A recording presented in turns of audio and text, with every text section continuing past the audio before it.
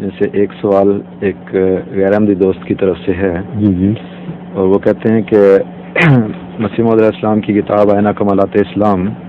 یہ ایک صفحے پر صفحہ 72 پر آپ نے اللہ کے سوا ہر دوسری چیز کی قسم کھانے سے منع فرمایا ہے، لیکن ساتھ ہی اسی کتاب کی ایک دوسرے صفحہ پر یہ شعر ہے آپ کا، تیرے منہ کی ہی قسم میرے پیارے احمد، تیری خاطر سے یہ سب بار اٹھایا ہم نے.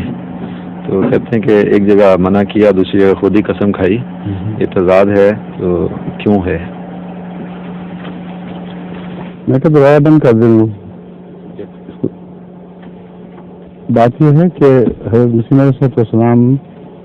جہاں قسم سے منع فرمایا ہے وہاں خوب وضاحت فرمائی ہوئی ساتھ کہ غیر اللہ کی قسم نہیں کھانی چاہیے، ان معنی میں کہ قسم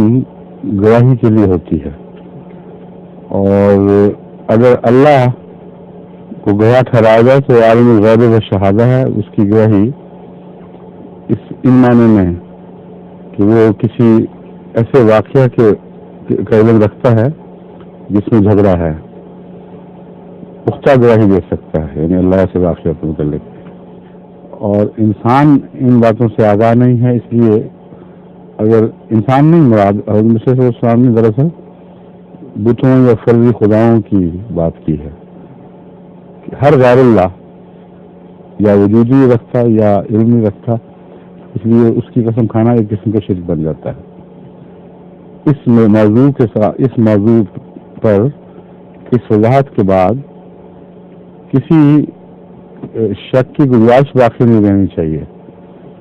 کیونکہ جہاں تک ہر قسم کی متفرق قسموں کا تعلق ہے، قرآن کریم خود فرماتا ہے کہ اللہ تعالیٰ